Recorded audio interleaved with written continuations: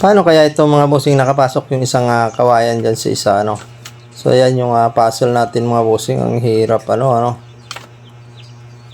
Ayan oh. Talagang hirap tanggalin. So ayan, gagawin natin yan mga bossing ano. Panoorin mo itong video mga bossing kung gusto mong malaman kung paano ginawa yung dalawang kawayan na hindi magkahiwalay. So yan, ganyan lang yung mga bossing. Panoorin lang hanggang matapos itong ating ginagawang video mga bossing no, dito sa ating ginawang puzzle ng kawayan. So yan mga boss.